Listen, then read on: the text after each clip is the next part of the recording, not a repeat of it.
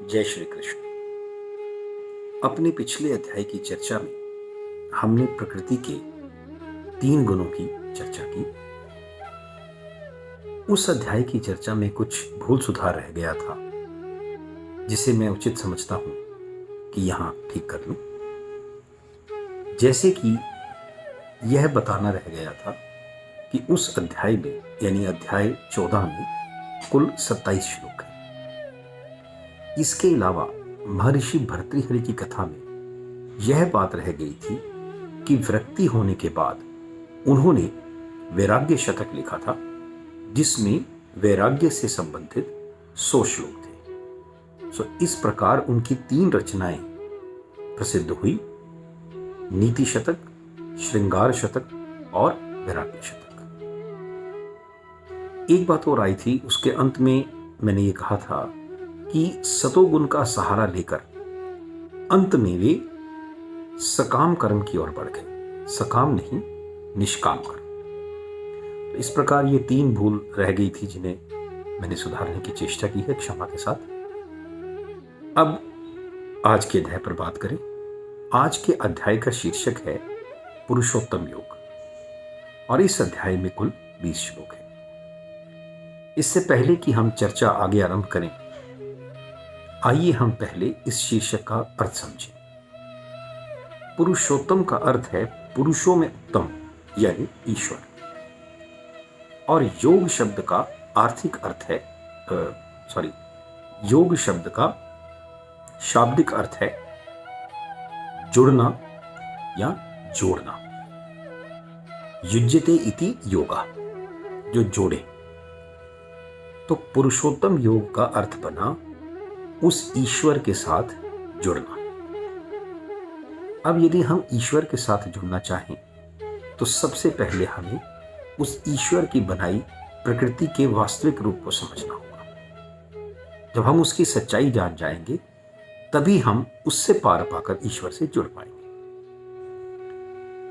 तो इस अध्याय में भगवान श्री कृष्ण ने इस विश्व को, जो कि वास्तव में माया का ही रूप है, उसे एक वृक्ष की उपमा या एग्जाम्पल देकर समझाया है। इस काल्पनिक वृक्ष का नाम अश्वत्थ वृक्ष भगवान ने कहा है। जब हम अश्वत्थ नाम लेते हैं तो हमें अश्वत्थामा की याद हो आती है, जो कि आचार्य द्रोण के पुत्र थे और अमर थे। तो जैसे अश्वत्थामा अमर थे, ऐसे ही यह संसार रूपी अश्वत्थ वृक्ष भी शाश्वत है, सदा रहने वाला है। भगवान कहते हैं कि इस वृक्ष की जड़ें ऊपर की ओर हैं और शाखाएं नीचे की ओर, तथा पत्तियां वैदिक स्रोत हैं।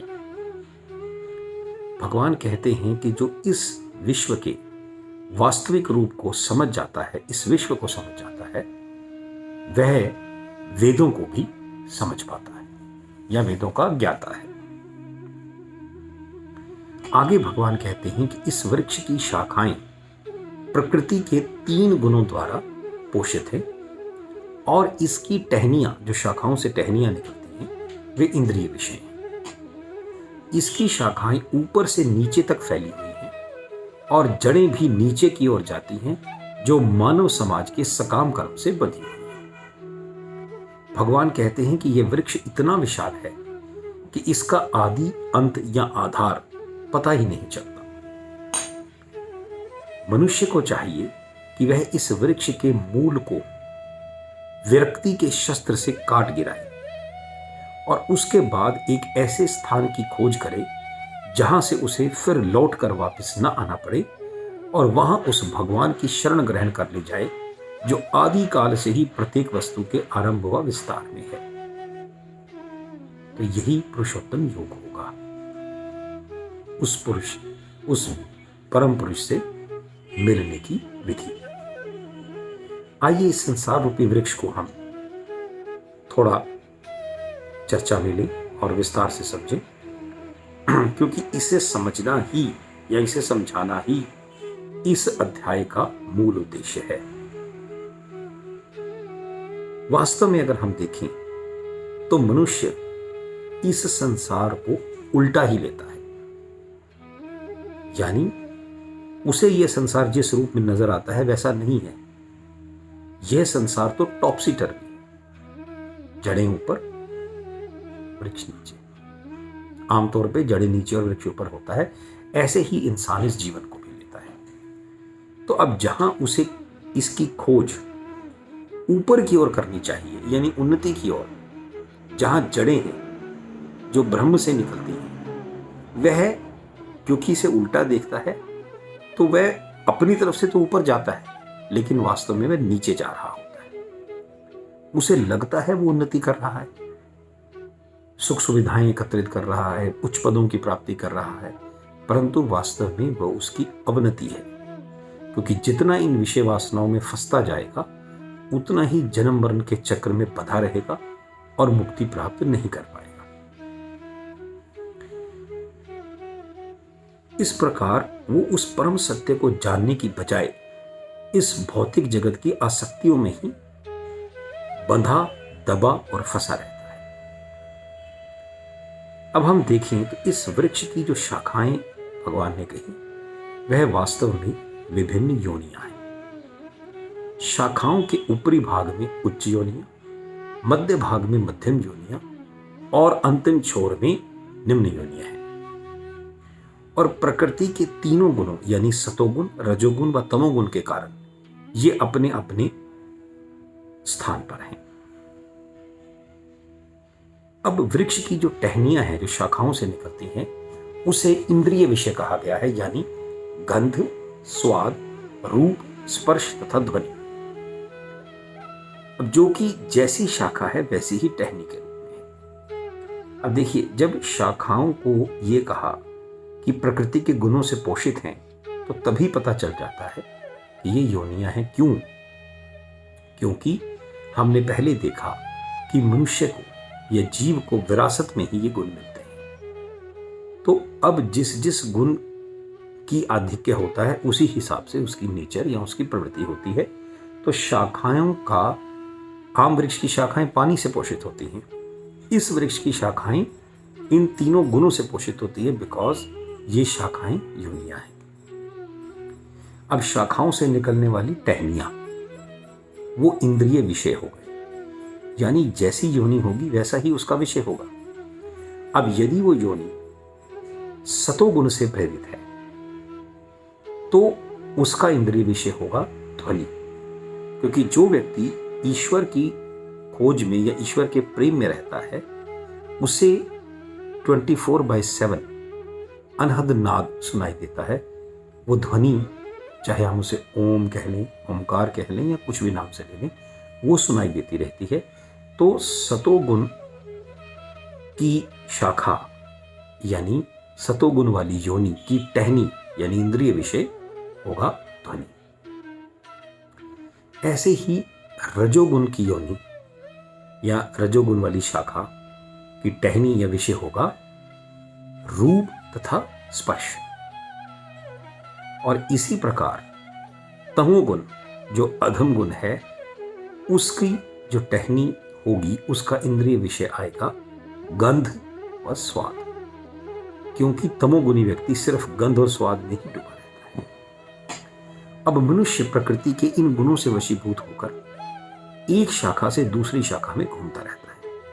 जैसा कि हमने पिछले अध्यायों में देखा भी कि एक at a given point of time इंसान में कभी तमोगुण, कभी रजोगुण, कभी सतोगुण हावी होते रहते हैं और अंत में जाकर वो किसी एक गुण को पकड़ लेता है। तो इसी तरह से इंसान भी एक टहनी से दूसरी टहनी यानी एक गुण से दूसरे गुण की तरफ, एक शाखा से दूसरी शाखा की तरफ जाता रहता है और इसी आधार पर ही वो एक जन्म से दूसरे जन्म में भी जाता है और इस जन्म मरण के चक्र में वो फंस जाता है। क्योंकि ये जो माया रूपी वृक्ष है इसका आदि, अंत या मूल है ही नहीं। जब तक मनुष्य इन तीन गुणों से या प्राणी इन तीन गुणों से विरक्त नहीं होता तब तक वह इसमें फंसा रहता है। सो भगवान कहते हैं कि उसे चाहिए कि वह इन तीनों गुणों से विरक्त होकर ऊपर उठे और ब्रह्म की शरण में जाए। ऐसा करने से वह जन्म मरण के चक्र से दूर हो जाएगा और पुरुषोत्तम योग की प्राप्ति भी कर पाएगा। भगवान आगे कहते हैं कि इस संसार में जीव एक शरीर को त्याग कर दूसरा शरीर इस प्रकार धारण करता है जैसे वायु सुगंधि को एक स्थान से दूसरे स्थान तक लेकर जाती है। इस प्रकार जब वह दूसरा शरीर धारण करता है तो वह जीव उस विशेष प्रकार के शरीर के जिस प्रकार के भी आंखें, कान, नाक, जिह्वा तथा त्वचा होती है उसे प्राप्त करता है और उससे संबंधित विषय के भोगों को भोगता है। यानी जैसे गुण के आधार पर जीव जीता है वैसा ही जन्म प्राप्त करता है और जैसा जन्म प्राप्त करता है उसी जन्म के हिसाब से ही उसके अंदर गुण आते हैं और वैसे ही वो विषय के भोगों को भोगता है। भगवान कृष्ण कहते हैं कि मनुष्य मूर्ख जीव यह समझ ही नहीं पाता कि किस प्रकार वह अपना शरीर त्याग कर प्रकृति के गुणों के आधार पर दूसरे शरीर को धारण करता है। हाँ, ऐसे जीव जिनके पास ज्ञान रूपी आंखें हैं वह इसे समझ पाते हैं।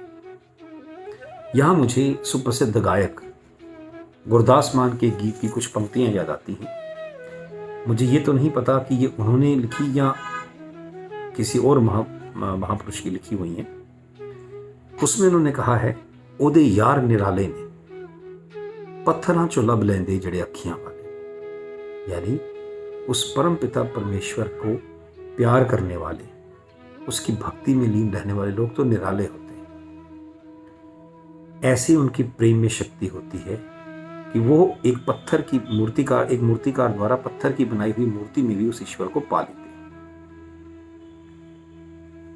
तो ये उन ज्ञान रूपी चक्षुओं का या उस ईश्वर प्रेम की भक्ति रूपी चक्षुओं का ही चमत्कार है कि एक पत्थर में भी प्राण आ जाते हैं, एक पत्थर में भी ईश्वर की प्राप्ति हो जाती है।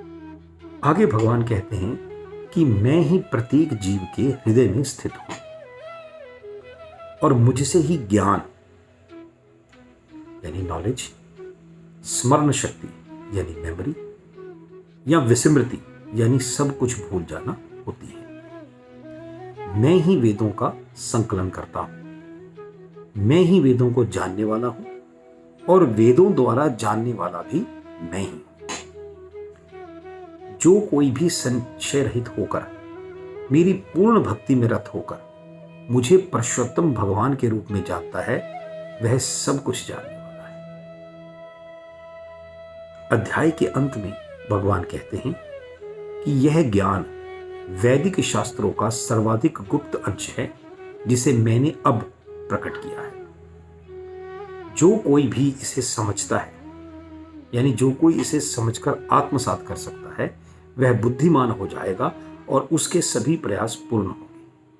और हों भी क्यों ना, यदि हम ये चीज समझ जाएंगे कि हम जिसे सीधा खड़ा हुआ वृक्ष मान रहे हैं वह उल्टा है, तो उन्नति तो सब करना चाहते हैं, ऊपर सब जाना चाहते हैं, तब इसके उल्टे सही स्वरूप को समझकर हम ऊपर की ओर यानी जड़ें जहां से निकली हैं उस ब्रह्म की ओर जाएंगे, ना कि नीचे की ओर जहां टहनियां, शाखाएं और इस वृक्ष का फैलाव है उस ओर।